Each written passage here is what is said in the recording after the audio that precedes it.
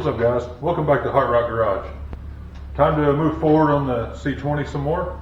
Was going to do some panel replacement and cab mount replacement, but it has a mind of its own. So either some wiring went bad or the starter went bad. So we're going to go ahead and dive into it. So while we're at it, we'll try to figure out the starter and then some of the oil leaks that we've had going on it. So let's get started.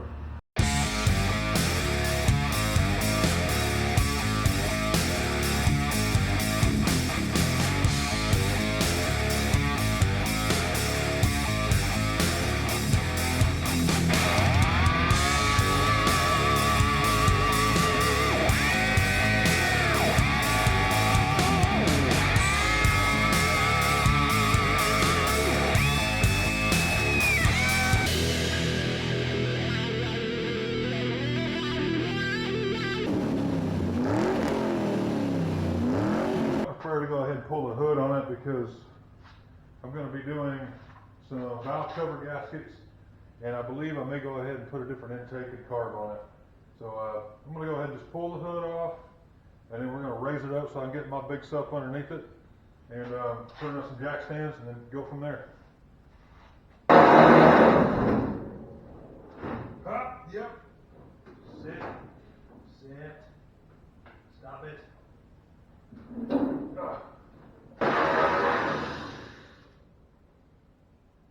Go ahead and blow your back out.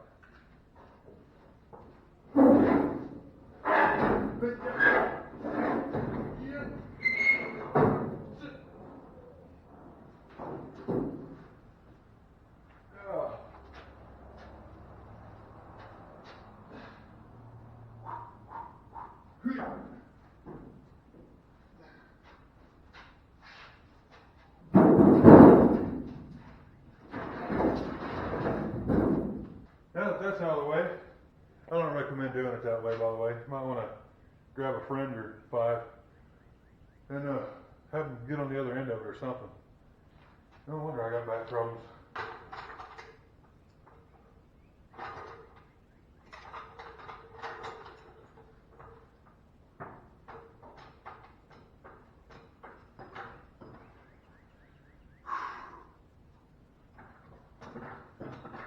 Guys, unfortunately, it is starter failure. I didn't show it on video because I wanted to try to get everything cleaned up and see if I could get it to engage. I had the battery out of the truck with some jumper cables, and it does absolutely nothing. Same as when it was in the truck. There for a little while in older videos, you know, I'd start it, you know, I could beat on it a little bit, and it would finally roll over. But I think it's pretty much had it. This Bendix is all, you can spin it by hand. Got a lot of movement in it, and it's just old. You can tell it's been on there long time. So I'll have to get one of those. I'll take it to the parts store soon, but I thought maybe we would just go ahead and start on this here. I was doing compression tests not too long ago, and these plug wires came apart. But anyway, that being said, it's had a really bad oil leak over here ever since I got it. It just gets worse. And we got some leaks around the intake and stuff, and this old carburetor needs work. So what I thought I would do is just get rid of all that and go with this here. Now I've got a couple Hollies and a couple Edelbrocks, but this is an Edelbrock intake. So I think I'm gonna go ahead and just start tearing into this, getting all that off so I can fix the leaks and everything else, and do a good intake swap and get something a little more performance on it. I don't expect to get a ton of power out of it, but maybe make it run a little smoother and see how long this old engine will keep up. So I'm gonna go ahead and get started on all that. Okay, so I'm sure I'll regret doing all this because I'm gonna have to replace pretty much everything, but go ahead and undo that lower radiator hose so we get the coolant out. And then have to undo the brackets. Just a bolt there. Pull this hose, unbolt the intake, pull the wiring, pull the distributor, and pull the valve covers off, and we'll look at it. That'll give us a good idea of what that old worn out engine looks like inside too. So I'm gonna get started on that. Just rip into it. Let's get a little time lapse going on.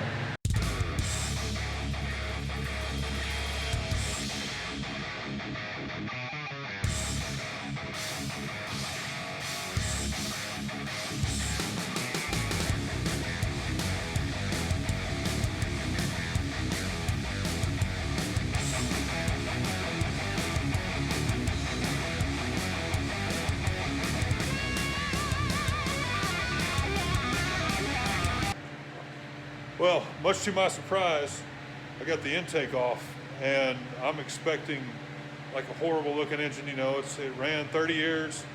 From what I know, it's the original engine. I don't think it was ever rebuilt. I don't know though. It could have been, but pulled the intake off, and I'm very surprised to see this. Check it out. Look at that. Look at that valley pan. We got a little bit of corrosion in there. We're dirty on these ports here, but I am actually impressed with that.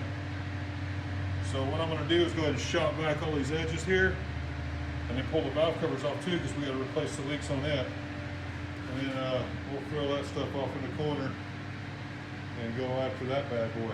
So we got the heads cleaned up for the new gaskets. It's a new gasket kit. I just got it at O'Reilly's. Pretty basic kit on your small blocks. So I'll get all that pulled out and shot back one more time. And over here, I'm getting the new intake prep. So this is an Edelbrock Performer intake. It's one of your basics. Since we're pulling off the stock one, I wanted to make sure that we're getting all the vacuum and everything put right. And we're also switching from a Quadra Junk to this Edelbrock here I've had on the shelf. So I'm just going to go ahead and make sure we got all the right bolts and all the vacuum port and everything put in like it's supposed to be, and then we'll put the new gaskets in and get it set. Okay, so we're going to put in the new gaskets, and this comes with both your intake to head gaskets, and then your front and rear seals on it. And I like to use some silicone to go along with it to help seal these up, because right here on the tips they always seem to leak. She's right down here. I'll get you a closer view of it. But they always seem to leak no matter how good of a job you do putting them on. So a little extra silicone top and bottom, and then on the ends here, it's going to help a lot. Comes with the new distributor gasket, which is nice. And be sure to put that sucker on, because if you don't, it'll leak down that entire transmission. You'll think you have a rear main leak. So I've done that before, by the way. So I'm just putting some of this black RTV silicone. I'm going to run it on the beads here, and then put the gaskets on, and then I'm going to put a little bit on these just to hold them in place. That way they don't slide down while I'm trying to put the intake on.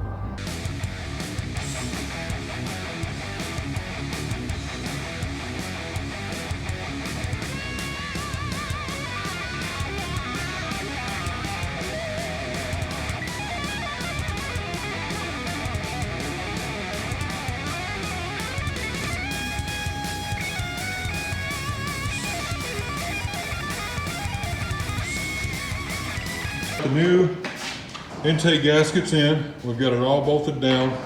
I'm going to need some thread tape for this, and a vacuum port up there, and then I'll need the covers for it. And then we're going to have to get a new little water neck here for the heater cord lines, because the one that's on the old intake is toast. Spray a couple times on your valve cover. Perfect. Okay, that's good, buddy. Thank you. Step back a little bit. Daddy, I still didn't smell it when I... You did a good job, okay. I'll go ahead and put the rest on there for you, because this is potent stuff.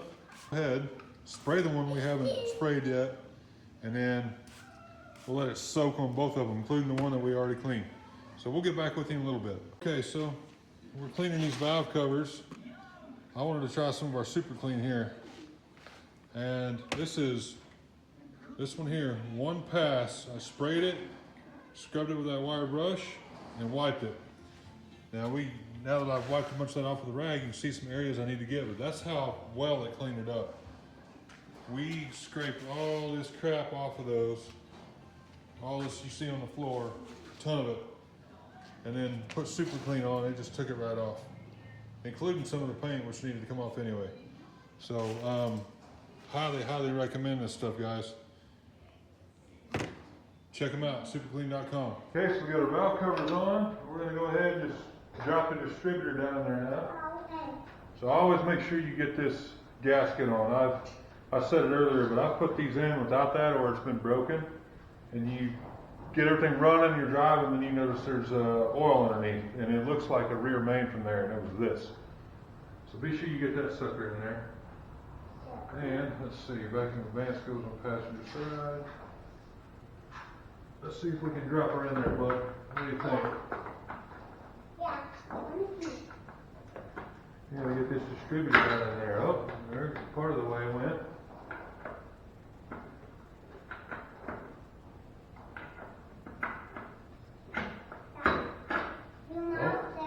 Oh, there it is. We got her in there. How about that, huh? That awesome? Yeah. Okay, so we went with the Edelbrock with the manual choke. And it's installed now with the Mr. Gasket kit that I showed you earlier. And what we're gonna do is go ahead and we've gotta switch some things around to get our return springs and all that for the throttle.